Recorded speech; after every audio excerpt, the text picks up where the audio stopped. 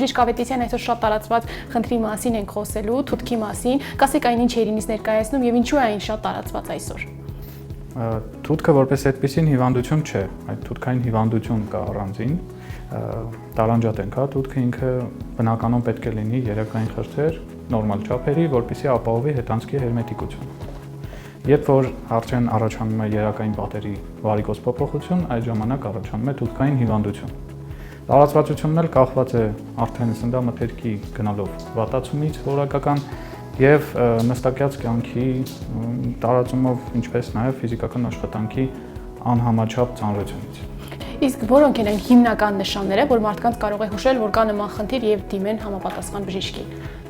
Համար 1 գանգատը համարվում է օրինացությունը, բայց ինքը բնորոշիչ չէ։ Ինքը կարող է բնորոշ լինել բազմաթիվ հիվանդությունների հենց օրինացությունը, բայց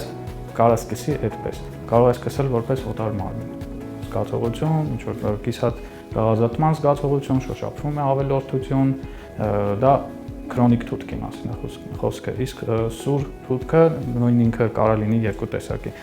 սուր տրոմբված թութք եւ սուր բորբոքված թութք։ Բնորոշ է տրոմբոզին բնորոշ է արտաքին հանգույցների տրոմբոզը, իսկ բորբոքումը ավելի շատ ներքին հանգույցների։ Դրանք արդեն սուր ցավային համախտանիշով ուղղորդող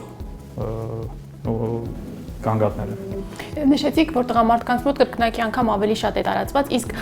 ավելի շատ երիտասարդների թե տարեցների մոտ է կա տարիքային նաև համապատասխան նշան, որ բնականաբար օրգանիզմը դա օգտագործման եւ մաշվածության ենթակա բան, ինչպես ցանկացած ֆիզիկական իր, այսպես ասած։ Մեր օրգանիզմը ինչքան շատ ենք շահագործում, այնքան շատ են խնդիրները։ Դրանք ելնելով էլ տարիքային ցենզը արդեն ձգտում է մեծերին։ Բայց իսկ այս խնդիրը ժամանակի ընթացքում է առաջանում, այսինքն ձեռքբերովի խնդիր է, թե կարող են նաև կապել գենետիկական խնդիրների հետ։ Երկուսն էլ։ Իսկ երբ որ մարդը արդեն գիտի, որ կա խնդիր, դիմում է պրոկտոլոգի, առաջին ախտորոշումը ինչ ախտորոշում է կատարվում, ինչ հետազոտություններ են անհրաժեշտ։ Իմ մասնագիտությունը լավ է այն հենց ախտորոշման հարցում, որ բավարար է ֆիզիկալ զննություն, այսինքն արտաքին զննություն, հետանցքի անոսկոպիա, գործիքային ներզննումը, փոքրիկ միջամտությունը, որ անցավ է, լրիվ բավարար է։ Գոնե առաջնային պատկերացում կազմելու համար, թե որ ախտորոշման ուղղությամբ մենակ։ Իհարկե բարդ դեպքերում արդեն կա ճառագայթային, MRI հետազոտություն, ուլտրաձայնային էլ օգտագործում եւ ամենատարածված հետազոտությունը կոլոնոսկոպիան է, բայց Հայաստանում թյուր կարծիք կա, որ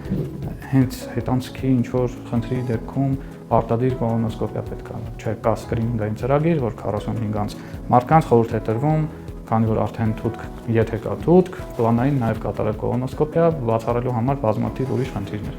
Ինչու հետ դառնանք առաջին հարցին, որովհետև հենց արյունահոսությունը կարող է եւ թութքից լինել եւ հաստաղու այլ հիվանդություններից։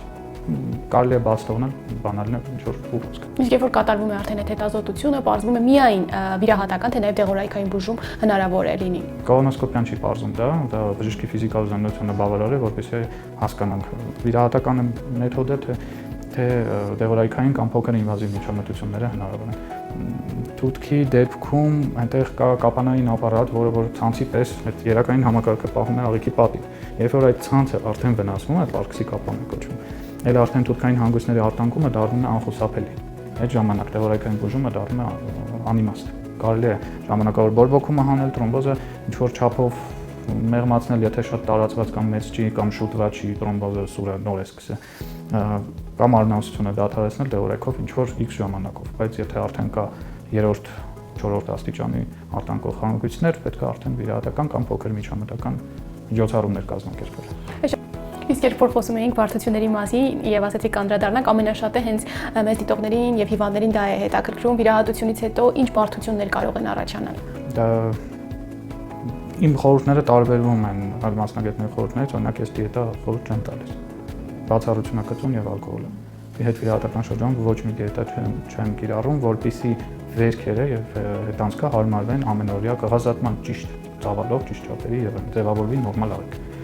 Տեղից հետո եթե մենք սխալ խորհուրդներ ենք տալիս կամ հիվանդը մեր խորհուրդներ ինչի հետևում, հնարավոր է հետանցքի նեղացում։ Բարդություններից ամենահաճախ հանդիպողը իմ պրակտիկայում որ գալիս են հիվանդները, դա է լինում։ Երկրորդ տեղում կրկնողությունն է, այո, հնարավոր է կրկնվի, ել եմ ասում շատ մեծ կապ ունի ոնց կատարես վիրահատությունը։ Իսկ առաջին բարդության դեպքում պետք է վիրահատության վերջում ճիշտ չափի աղիք ձևավորել։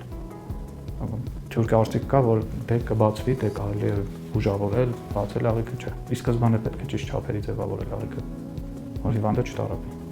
Այո, որ խոսում ենք հիվանդության կրկնության մասին, տոկոսների մասին եւ հաղորդման սկզբում խոսեցինք, որ ամենաշատ հանդիպում նաեւ կանանց մոտ հղիության ընթացքում, ծննդաբերության, երբ որ կինը երկրորդ անգամ օրինակ վիրահատվել է, բայց երկրորդ անգամ պետք է ծննդաբերի։ Կա խնդիր, որ հիվանդությունը նորից կարող է կրկնվել հենց ծննդաբերության ընթացքում։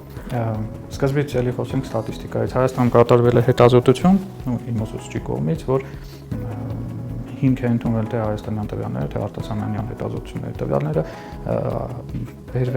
եկել են այն եզրակացության, որ հղիության առաջին տրիմեստրում մոտ 29-30% հավանականությամբ կարող է առաջանալ թուղթ, երկրորդ տրիմեստրում 32-3%, երրորդ տրիմեստրում 35% հավանականությամբ կարող է լինի թուղթ։ Այսինքն եթե մինչև այդ չի ունեցել։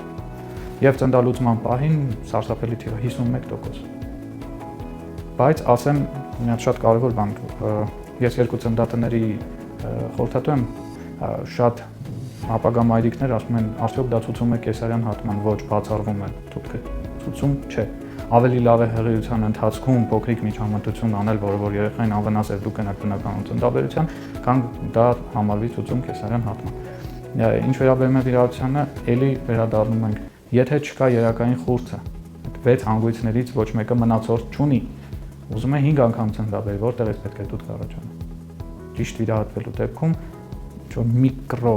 բաներ, հանգույցներ, որ դուստր հանգույցներ կան, որոնք որ առողջ են եղել վիրահատության ժամանակ եւ չեն երևացել, հնարավոր է, բայց մեծածավալ ռեցիդիվ հնարավոր չի։ Բացի թութքից, երբ է անհրաժեշտ այցելել պրոկտոլոգի, եթե անգամ չկա խնդիր, ուղղակի հետազոտությունների համար, որպեսզի կանխարգելել հետագա զարգացող խնդիրները, որքան ժամանակ առ ժամանակ է պետք անհրաժեշտ այցելել։ Կանանց շրջանում հորդորում եմ բոլոր գինեկոլոգներին, բոլոր ծննդատների հետ փորձում եմ կապ հաստատել, խորհրդակցել, հորդորել, որ կամ եթե հնարավոր է ընտանիքի պլանավորման փուլում կանայք կան, կամ գոնե հղիության առաջին տրիմեստրում կան, որ կանխարգելենք արդեն պտղի մեծացման հետ հարաճող խնդիրները։ Կանանց շրջանում ես խորհուրդ կտամ, ինչպես գնում եք գինեկոլոգի մոտ, այդպես էլ գնացեք պրոկտոլոգի մոտ, որպեսզի ամեն ինչ կարգին լինի։ Տղամարդկանց շրջանում կախված է արդեն ապրելակերպից։ Նստակյաց աշխատանքը բնականաբար ավելի հաճախ աշխատանքով տղամարդը ավելի հաճախ պետք է գա զննության, ծանր ֆիզիկական կրացած կքան նստած աշխատանք կատարող տղամարդիկ էլի հաճախ պետք է գան, ինչպես նաև բոլորին 45-ից սկսած 5 տարին մեկ կոլոնոսկոպիա։ Եթե դա բացառապես բոլորը կատարեն, կարելի է կանխարգելել հաստաղ ուռուցքների մեծ մասը։